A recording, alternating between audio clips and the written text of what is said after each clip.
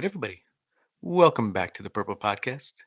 This is your host, Austin. I hope you're doing all right today. It'll be Wednesday when you're listening to this, but for us, it is Sad Sex Sunday, a celebration.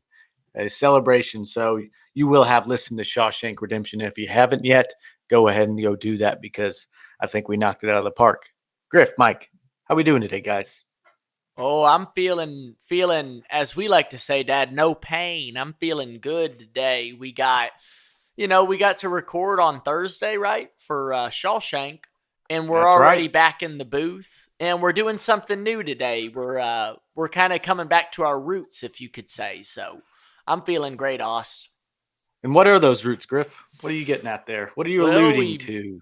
I would say that we started the Sad Sex watching the amazing show The Last of Us, and That's right. have been only reviewing movies since that season ended. So I think, Austin, you had a great idea and said, hey, there's a new Stranger Things season coming up. Why don't you and your pops catch up with it, and let's start reviewing it. And I'll say right off the bat, we're going to be talking about season 1, episodes 1 through 4 today, and I've enjoyed it quite a bit so far. So any thoughts from you, Dad?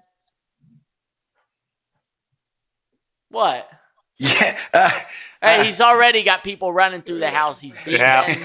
He's not paying attention. Doesn't have anything to say. He is paying attention. Gus was barking. Sorry, guys. Absolutely. I love this idea. Again, I love these series. The Stranger Things, we've watched 1 through 4. This is a little different for me. This is probably not one that I would pick. But guys, I've enjoyed it. I've really enjoyed this one so far. So appreciate it. Well, what's even, I guess more interesting is that you guys have never seen this, right? So that adds to the dynamic. This is your first viewing, so we're going to get to kind of follow that through. You guys don't know where this series is going right now. So you've seen 1 through 4, and that's all you've seen. That's all you know. Myself, I've seen this through a couple times now, I'd say. Oh, wow. So, a couple times. Well, I'm just saying the first watch through, and then I actually just went back and watched it last fall with Dana because she had never seen it, and I could never get her to watch it, and we finally did. This what amazed me, if I'm not mistaken, the show first came out in 2016, almost 2016 10 years ago. And I mean, I've always been one to kind of try to go against the grain a bit. And I remember people were so obsessed with this show when it first came out. And I was kind of just like, I don't even want to mess with it. It's too popular. It was too popular for me. So it is kind of funny that 10 years later, this is when I'm first seeing it. Yeah, coming around to it. And I mean, you're right. It is popular. It's massively popular. So popular in that it actually is Netflix's most successful show and series. It has amassed over $1.4 billion in its entire running. Wow. And Austin, why do you think that is? Do you think it's the 80s theme? Because 80s seems to be super popular. That was the hook.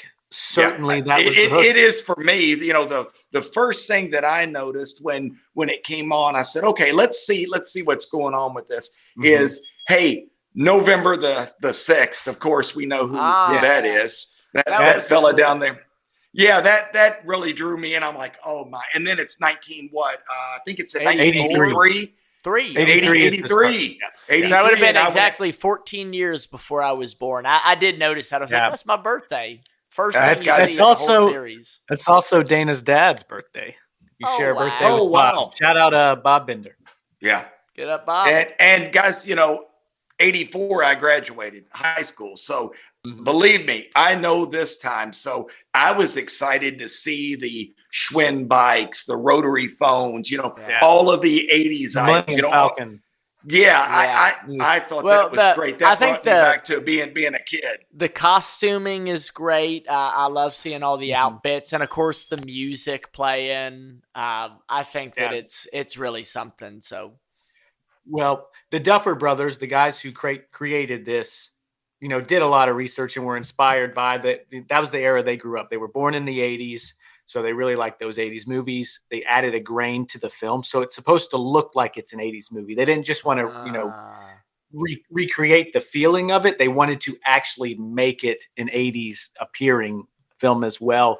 And it's very inspired. Stephen King, the lettering, this is like a font that they used in kind of his earlier books. Stephen King, obviously you can tell there's some Stephen King influences in this. There's also some Steven Spielberg influences in this as well, with E.T. Obviously, you could say 11L is E.T. to a degree. They have that whole scene where they're hiding her in the basement. There's 3 kids looking back at her.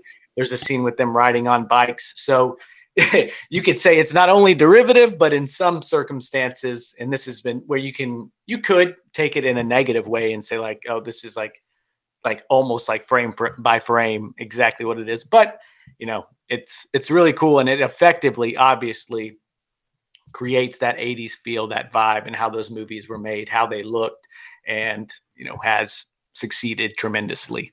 So that is the hook. The 80s thing 100% is it. No doubt. I mean, that's what's drawn me in. Absolutely, yeah. Austin. So yeah. So I remember this coming out, and I don't know if I initially got to it, but I got to it pretty soon after. But yeah, as soon as it started and you had that feel, that vibe, it was just great. A nice little, kind of coming of age tale to a degree. I don't know if we were getting like a ton of those, because a lot of those were movies that I liked growing up, the teen 80s movies, because you're kind of around that age group too, when I was watching that and when this came out. Well, and it's what I like is it does hit multiple demographics, because you have the boys, you have Mike and Dustin, Lucas, you have them and their whole Stand By Me kind of feel, yeah, the Goonies, just get all young of those boys, middle school boys kind of coming up. But then you have the high schoolers. You have Mike's sister, Nancy, and you have our guy Steve, and you have Jonathan. So I think that's kind of another little hook where you're like, oh, that's cool. You're kind of getting both of those worlds. And then, of course, you're even getting a little bit of an insight into the parents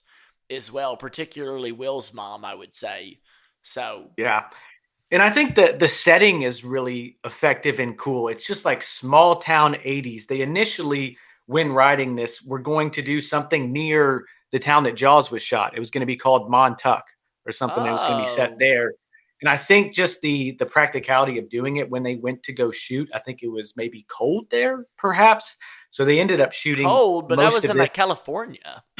Was it? No, that was in Massachusetts. Yeah. Right? Yeah. Northeast. Yeah. So they ended up shooting most of this in Atlanta, Georgia. This actually came out 2 weeks or 2 months after The Nice Guys in 2016 as well. And what's kind of funny is that was also shot near Atlanta, Georgia. So I wonder Good how Guys? closely those were. The Good Guys. The Good Guys, Griff. Whatever the hell that one is. I'll say this too. I love Hopper. I love David Harbour's character. I think that he's really cool.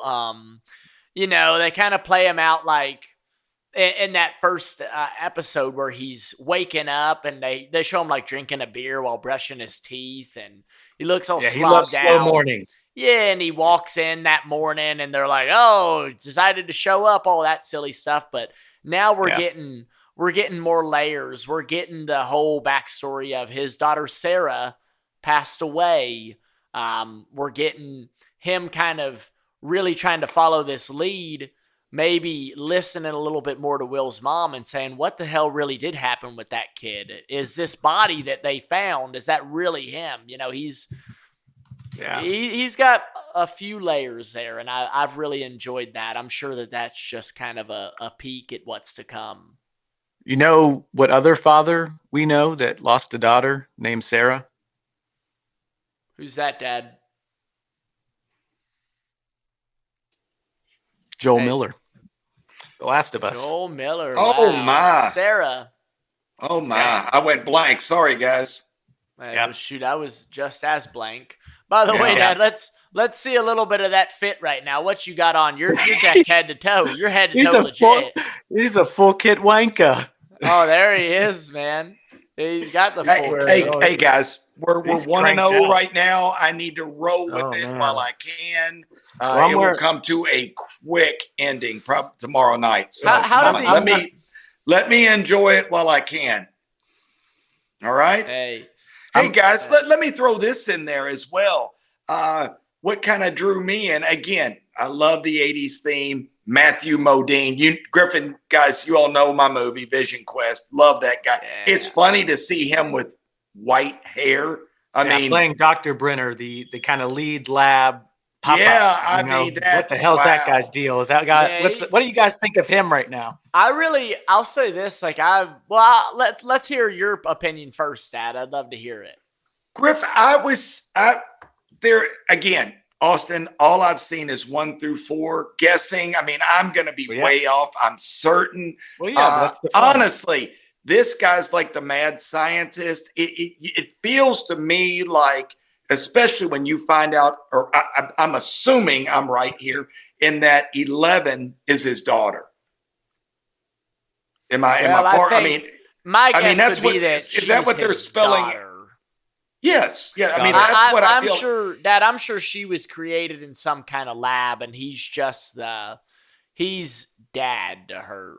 But I mean, what I really think it is, I think it was either that or she had a medical problem that he was trying to fix through science. Is what I figured. No, she's a weapon. Yeah. What do you guys think they're doing there? She's got to be some weapon that they're designing, and I mean, I think him being Papa is some just mass manipulation to make sure that she becomes a killing machine. I think that's obvious, It's been pretty clear to me that he's just playing on maybe her emotional side to manipulate her into doing these things that he wants. And when she doesn't do what he wants, obviously there's not a whole lot of tenderness there.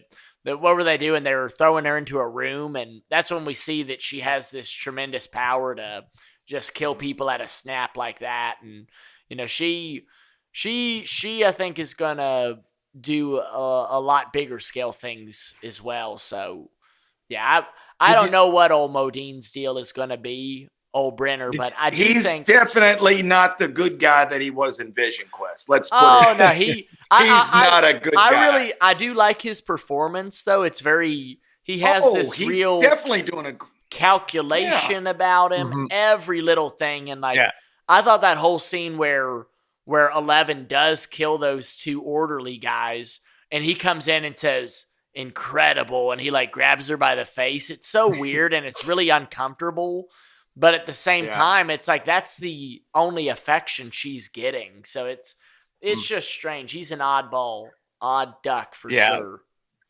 He's actually the one, Modine, who officiated her marriage, Millie Bobby Brown. In real life. With John Bon Jovi's kid. Wow. Yep, exactly. And they're now adopting a child, I believe. I saw that. Very cool. Yeah, they said that she was 10 when they started filming this, and I think she's 21-ish. 21, yeah. Something like that. And I mean, great. That's another thing, Austin, not to just keep talking here, but these kids, wow, what incredible performances. I mean, you're already falling in love with these kids, and I think they're selling the show. And Millie Bobby Brown, I think she is doing a fantastic job as 11, and you're seeing this progress, this very gradual warming up of her character, and just of saying, oh my gosh, I think I actually can trust these guys a little bit. Mike in particular, I think that's been pretty fun to see. Yeah. Do you guys want to, I mean, we don't have we don't have much of a process with this right now. We're kind of winging we're getting back into TV shows, and we haven't done multiple episodes at once. So let's see how this goes. We're going to keep doing. I think we maybe talk about episode 1 a bit right now. Just go into episode 1, treat it like a scene. You just kind of, it all kind of has blurred together, I would say, for me. So feel free to, I think you're going to have to prompt us a bit with what you're wanting, but I'm fine. Again, Austin, you've seen this again. So let me give it this. What happens in episode 1, chapter 1, the vanishing of Will Byers? Initially, we're greeted with that. We see the laboratory, right? Something's going on. Something weird is happening, right? This doctor gets ripped up. He was running away from something. What's that mean? Who knows? But then we meet our kids, our guys that we're going to come to love. They're playing D&D. Huge, that. This game has done a lot for D&D, or this show has done a lot for D&D, Dungeons and Dragons, kind of bringing that back. I myself I've been eager or wanting to do it. My friend group has tried to or wanted to do it. Y'all are trying to play D&D? Well, we've talked about it and we've always wanted to do it. The thing is, we're going to have to like hire a dungeon master to run the quest and That's actually cool. do it just because we haven't gotten around to it. Sure, absolutely. I mean, these kids are nerds. I'm just kidding. Nah, that sounds fun. Woo. Essentially, what happens in this first episode: Will Byers goes missing, disappears. The next day is kind of the getting it all together and like, oh shit, let's file a missing persons report. And the boys end up going looking out and finding 11. That's kind of the first episode. So anything kind of in between that, does that give you like a field goal post in terms of like what you remember going on? I mean, I think like the first episode to me is just introducing you to the mystery. Every character you're getting to know. I wouldn't claim to be someone who maybe most typically digs into mystery-esque media, but I've really liked this. I think it's perfect, and it's fall time, guys. It's fall time. It feels perfect for the season. Dude, the intro credits are just No, I'm enjoying this a lot. It's like it's just so fun to kind of have a little bit of purpose behind the watching. Because, you can watch a show and love it and enjoy it so much, but I get a little bit extra knowing, hey, we're going to be chatting about this and I need to be paying attention to these things. And I'm excited, too, that we have so many seasons to get into here to see this story unfold. And, I think it'll be really exciting to be watching that new season in real time with this. I think that's a really good point you're making here. And what I'm kind of hearing from you is this first episode is just kind of the tone setter. Like you know what you're getting for the rest of it. And it's exciting. You're ready to see where it goes. And you have the cliffhanger to end it. Who is this mystery girl running around in the woods in the middle of the night raining? Why is our friend just disappeared into thin air? I would love to know this, Dad. As you've watched episodes 1 through 4, I have my answer. Have you liked the series more and more as it's gone on? Oh, absolutely.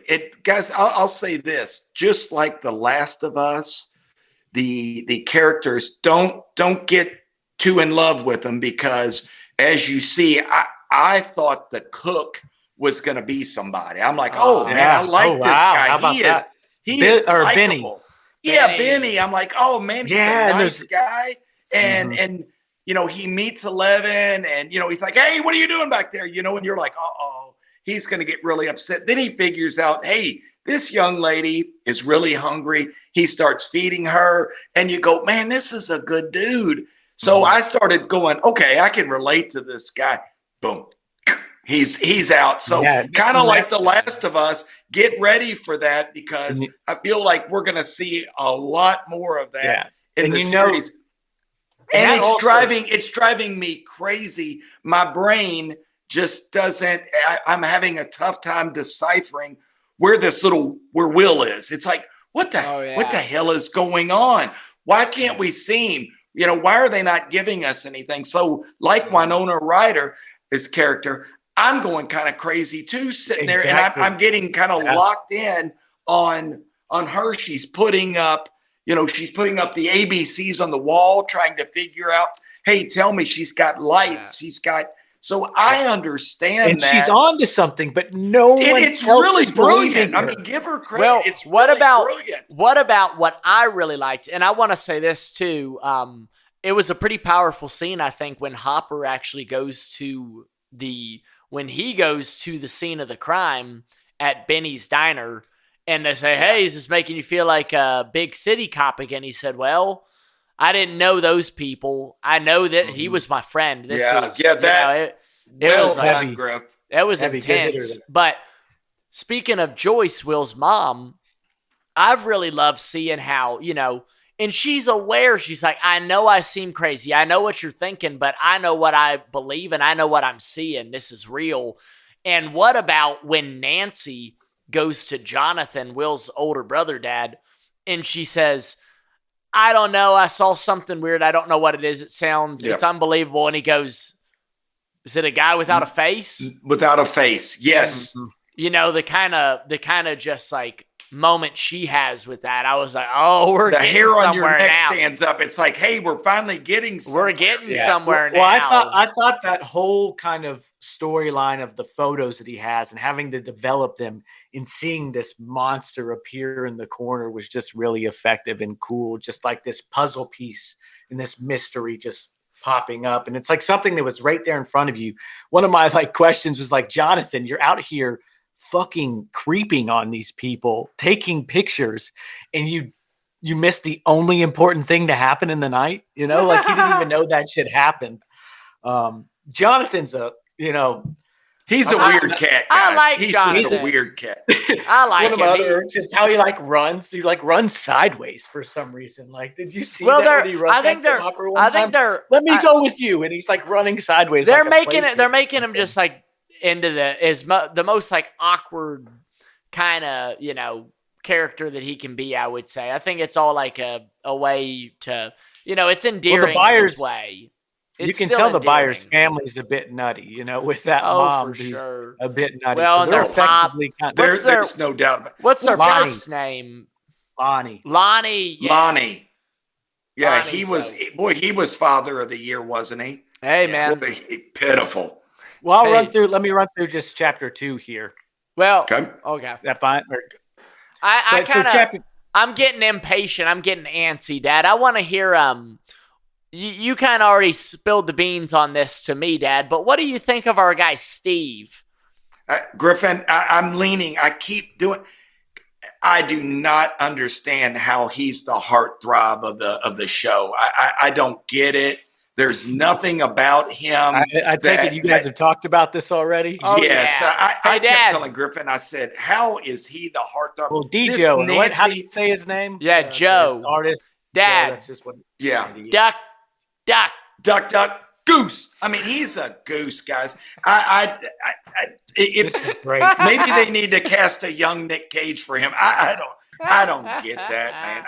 That Austin, that was the first. Again, that was Austin the first thing my dad said. He said, "Why is that guy? That guy? Yeah, he's the guy. A goose." We know how surface level Mike is. It can't get below it. My gosh! If Russell Crowe is wearing a little bit of weight, he's going to give up on the entire movie.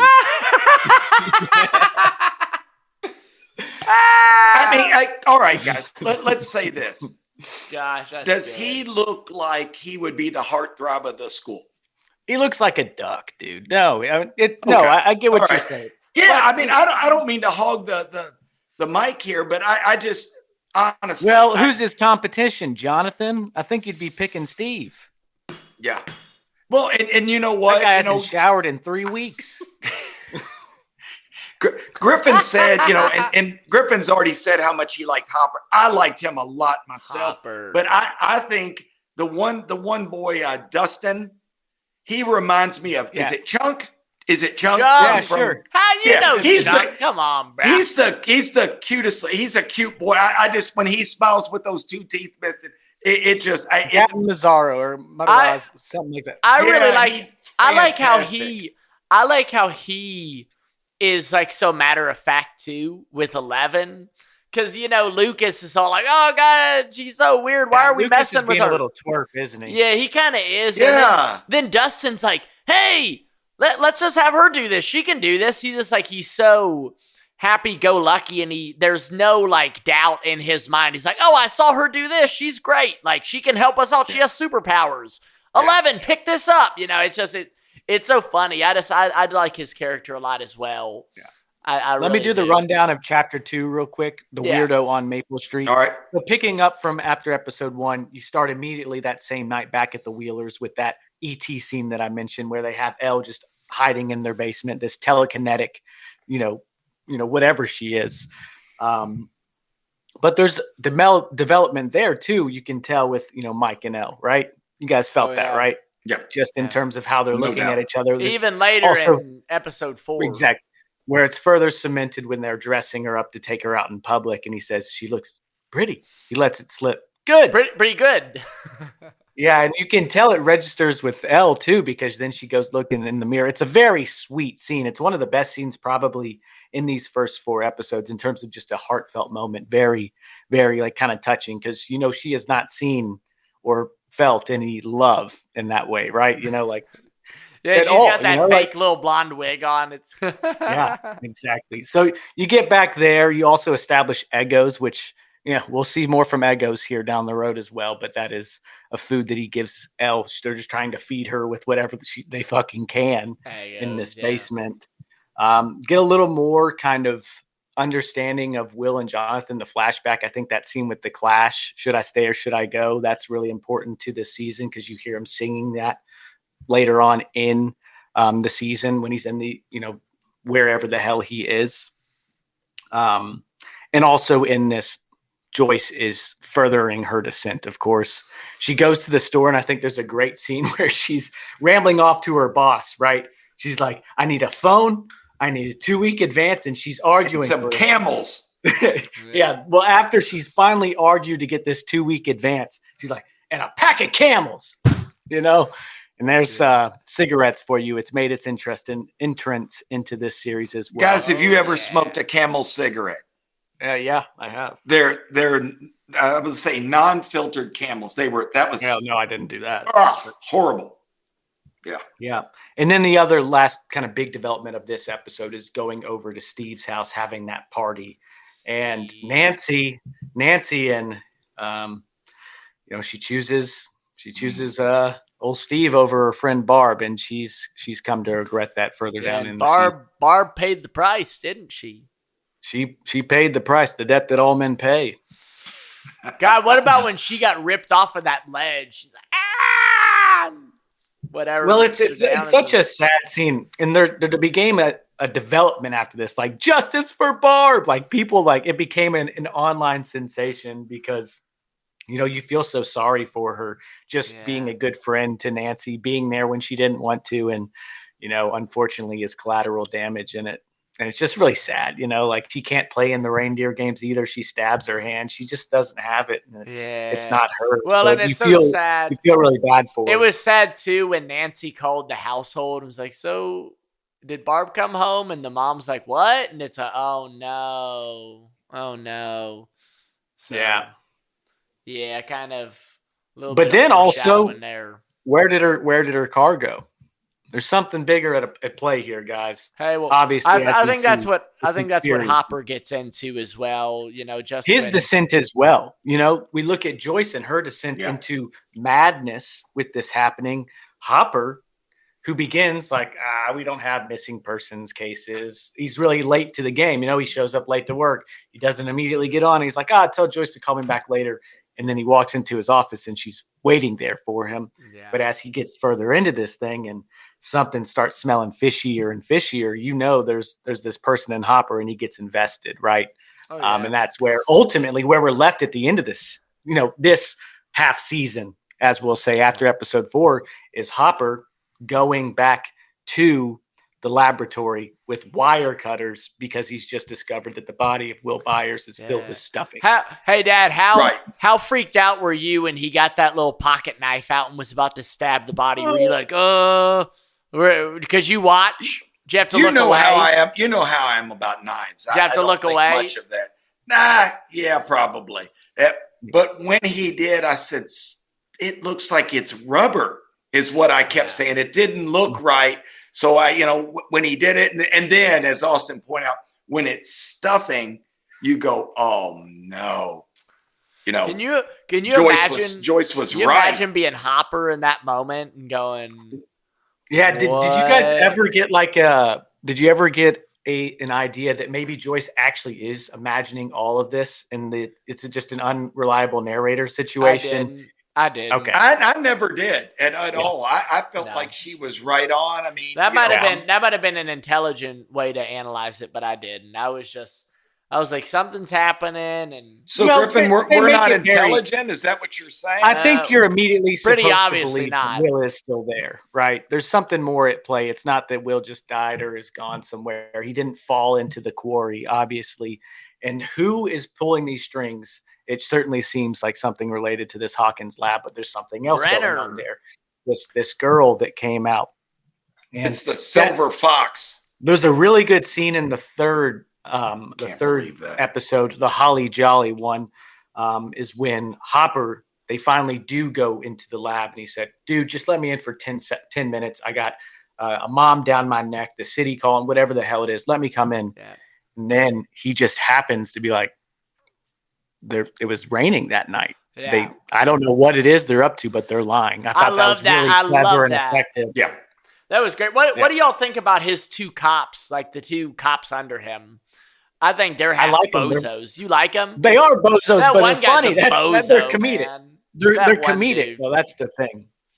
No, they are bozos, but I liked it was probably episode 2 or something, and when Hopper, they're being kind of just a little irreverent. Small town cops. I think that's part of it. They're not used to this shit. Yeah. Well, they're kind of talking crap when they're doing the investigate. Like they're doing the big search party, and one of them says something to Hopper. He says, "Have some class.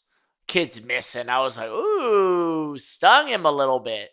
Got him. Yeah. Threw it on him a little bit. So, what about one of the best scenes of the whole first 4 episodes to me is Hopper getting in that bar and kind of acting like he's getting a little tossed and talking to that guy. And he says, "Hey, well, I know for a fact it's owned by this guy, and the guy's like, hey, thanks for ruining the game, dick." Next scene is Hopper just kicking him punching him right in his grill, has him against a brick wall, and the guy's like, oh, it was like, yeah, Hopper, man.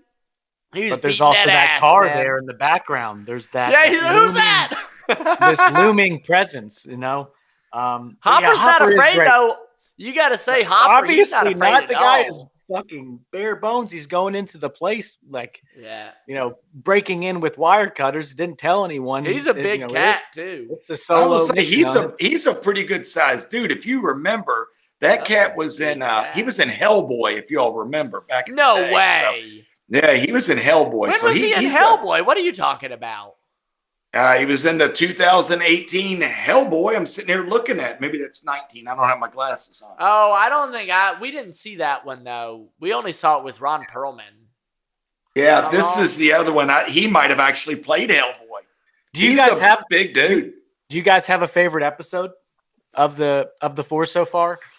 I think mine would have been probably the 3rd or the 4th. That's when it really started cooking for me because I know that I was just really getting more and more into the season or into the series as it kept going on. I was like, man, I'm just liking this more and more. And I really enjoy that the episodes are about an hour long each. I think that's a very good runtime. Nice and clean. Yeah, it's nice and clean, and it gives you enough time to invest, but you don't have to. Sometimes if you're watching a series, it's like 20-minute episodes. It's kind of like, it sounds dumb, but there's almost like this anxiety where you're like, this is going to be over so fast. But like with this, it kind of gets to marinate a bit. And by the time it's done, you're like, shoot, I'm kind of ready for it to be done. I'm good now. So I think that's been really good. Episode 3 is a really strong episode because you start off Barbara's in the upside down and you kind of see whatever the hell is going on. I don't even think we've heard that. I think you just gave that away a little bit. Yeah. Yeah. Well, it's the other place. I guess that like setting, Dad, where they're in that world that's not really in the world. I think that's called the Upside Down, Austin just said. I spilt the beans. I spilt the beans. But Elle also shows this and demonstrates it on the playing board. So like there's some other kind of place, right? That's not a secret. I don't think that's a big deal, but no, it hasn't been referred to that as yet. Sorry, guys. Okay.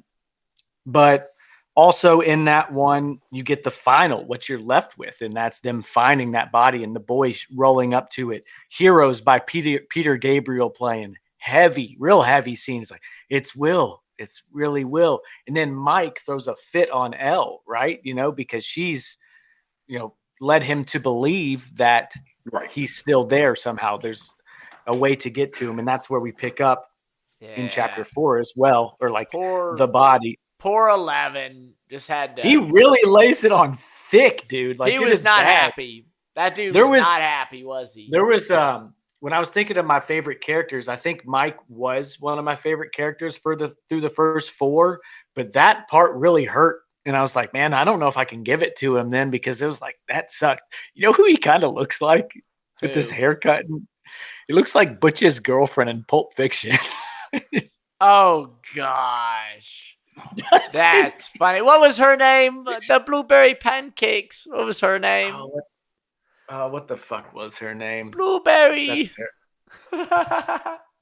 Yeah. Hey, Austin, give me. It's the You're berries. talking about Bruce.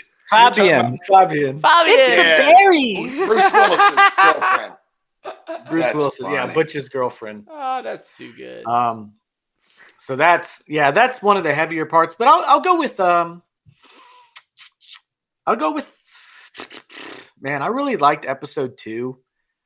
Just kind of getting back with that. I thought with Joyce just kind of furthering into her descent, poor Barb. So a lot of development in that one.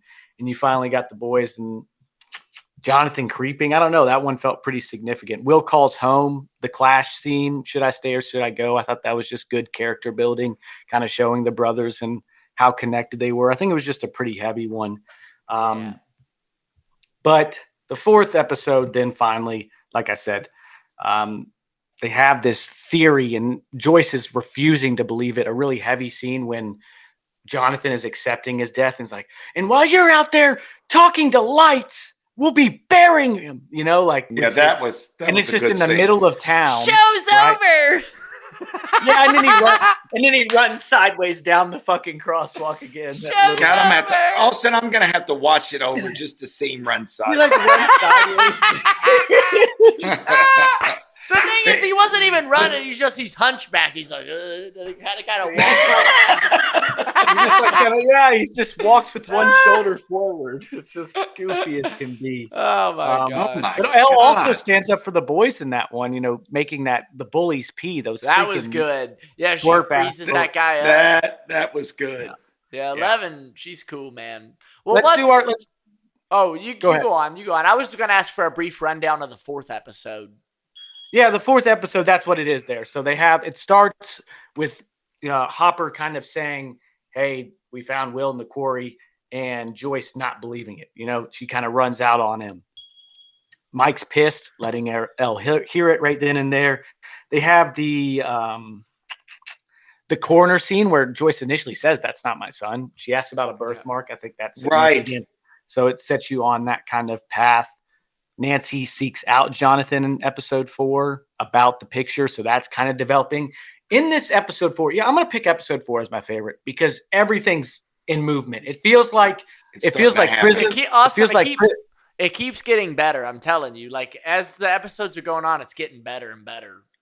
So it feels like 4. Yeah, I'm going to pick 4. It feels like episode. It feels like Prisoner of Azkaban and Harry Potter, where the first 2 have their kind of story that's siloed in those first 2 episodes. But in the 3rd one, that sets in the motion of the rest of the movies, right? Because Peter Pettigrew comes back, seeks out Voldemort, and Voldemort comes back then. So I'd say that's kind of the turning point when shit's really going into motion. And it feels like this episode 4 where Nancy and Jonathan are now on the case and they believe something fucky is happening, right? Joyce, they're going to be able to kind of assemble with Joyce and be like, hey, we don't think you're crazy. This is actually happening. The boys are also on the hunt, right? They got Elle doing her telekinetic stuff and reaching to Will somehow. So they're on the case and Hopper's on the case. Everyone's on the case now. So that's where we're left at the midway point of this season. Yep. Completely agree. I mean, it's like they're all kind of zeroing in. They're all on the same team. They're all on the same page, which that's what kind of did it for me. What's nice, people are finally coming around, and it seems like it's becoming more and more obvious that something really is funky here. No one's crazy. Stranger Things. Something odd is happening. Yeah, guys, I'm not gonna lie to you. After I watched 4, it took everything I had not to watch 5, just to try to see what's going on. But I know YouTube'd be pissed, so I didn't do it. It's for the content, Mike. We're professionals. I know. I really wanted to watch 5 just to see what was going on. So yeah, well, looking forward. Right after we close out here, you can jump on it. I probably will. Exactly. Right after my other one. We're sitting at 40 minutes, guys. Let's do our favorite characters and our themes and things, and let's make them snappy. You know, my favorite we don't have to characters right now, I would choose 11 and Hopper, and I would give a slight edge to Hopper because I think you get a little bit more. What I like is, again, there's the tough exterior. There's maybe the Hopper from episodes 1 and 2, and then as it's going on, you're just getting more and more from the guy. And you're seeing really where he has a bit going on in his world too that maybe explain for some of that more offish behavior. So Hopper's my guy. Very good. Mikey. Austin, I've said it already, but I really liked Hopper, and I like Dustin's character. I'm hoping they do more with him. I think he's a cute little fella, and he kind of brings the humor, the kind of the laughs to it. Because it's a little dark. I mean, it's really dark. So I think he brings that kind of little bit of, I guess I'll call it joy. Yeah, I'd say Hopper's my MVP for it as well. Yeah. In terms of like kind of side notes, six man of it. I really like Karen Wheeler, and I really like Ted Wheeler. I think both of them are kind of funny. Ted, that's funny. What I do, you know, he's just so out, like just they're left him out of it, but. Karen is really sweet. She's also not a terribly looking mom by any means. And she's a good 6-man. She's good. I think in terms of like, I like how she like, you know, she's trying to raise these kids right. And she's tough on them, but she's like, guys, you can talk to me. And she's trying so hard. And I thought it was you can tell she cares. Oh my gosh. She cares a lot. Really cares. It was kind of a tough scene, I thought, when Nancy kind of stuck it to her a little bit. It was like, damn. Oh, yeah. Like, exactly. You know, she's just trying her hardest. I guess we should get Barb a 6-man. Another 6-man I really like. I like the teacher that the boys really like. Yeah, good one. Who lets them go to and play on their radio and all that stuff. That ham radio. Yeah, he's a good man, you can tell. And he seems to be really good. Mr. Clark, played by Randy Havens. Yeah, he's a really nice guy. I like him a lot. He'd be my 6-man. Do we need I'll say this, my predictions for the next 4 episodes to come, which I'm really excited about. I predict that we see Will. I think we're going to see Will. We're going to get just a taste of what's going on with him, where he's been. We're just going to get a little taste, and we're going to have another big moment from 11. 11's going to do something big. I don't know what it's going to be, but it's going to be a blowout. And again, I think we're going to see Will maybe for just a moment, just to keep us on the edge of our seat. Austin, I think Griffin's going way out there. Griffin, of course, we're going to see Will. I mean, Kreskin, see Will. Let's hear your area. The old grass is green take. Kreskin moment. Hey, Griffin, you know what? Maybe don't put him on the spot, Griff. Maybe 11's hair is going to grow a little bit. Whoa! Hey, Hey, Fairweather, we need a Kreskin moment. It better be a good one, or we're gonna sting that ass. I hope again. I think the boys are gonna find Will. I think it's gonna be the boys, or I sure hope it is that they find him. I hope they're able to communicate to him, and they're the ones they know where he is, and then they go first, and maybe they get help. I don't know. This thing is really wild. Going out on a limb, eh? I think you just said the same thing I did. Maybe so, Griffin. Maybe so. Well, the funny thing is I don't remember all the specifics always. So each rewatch is always fun to get back into it. So I'm looking forward to keep it rolling, and we'll get these out here. This is going to be coming out, I guess it'll be October 1st when this initially comes out. So we still got a little bit of wait. We got like half a month, so we'll probably be done by the episode, or with the halfway done with the whole thing by the time it comes out for the first time. But we'll keep on moving along, guys. Themes and things before we get on out of here. Mystery, friendship, 80s, soundtrack. I love the soundtrack. Old technology. It's kind of all the same thing. Small town. Extraterrestrial. I really like sci-fi. I mean, it's sci-fi, it's 80s, it's got that style. That's exactly what the hook is, like we've been saying. And I know. I mean, I know that like things to come, like running up that hill, of course, and then what was the Metallica song that really got reinvigorated because of this series?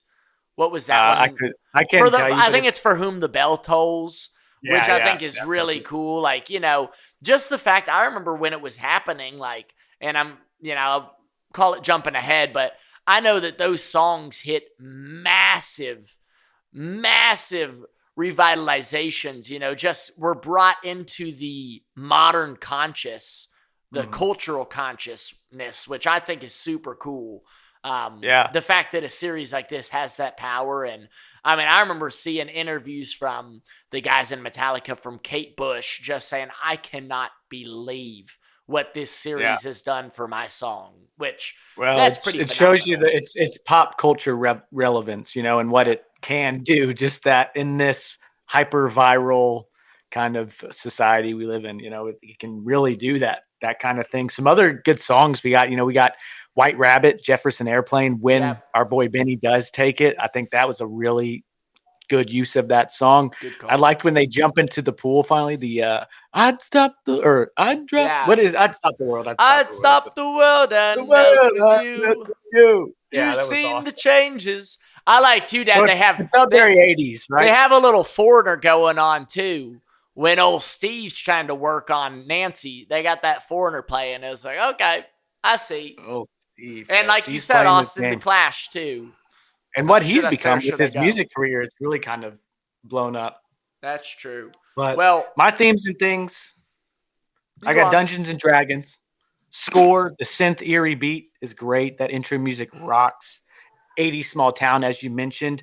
I got the Wheeler's house in their basement specifically, kind of like the Foreman's house in that 70s show. Just that kind of concept of the house that everyone goes to. I know when I was growing up, there were a couple houses that you spent the most time at, with your friends. And I'm sure the parents were like, why is it always our fucking house, kind of thing. So I think there's that dynamic that's already beginning with the Wheeler's house. It looks like a very 80s suburban neighborhood. The whole feel, it's a super big feel show. It just feels very authentic and real nostalgia. And fun. The fact that it's in the nostalgia would be a great theme too.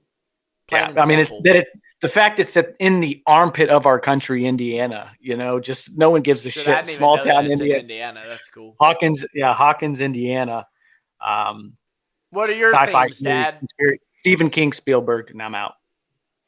Guys, again, it's funny to listen to you all saying, it's so 80s. It seems like you all don't know shit about the 80s. Well, the shit, 80s. Mike. Yeah, I mean. Well, why don't you tell us, Mikey? Yeah, moment in time. Quad.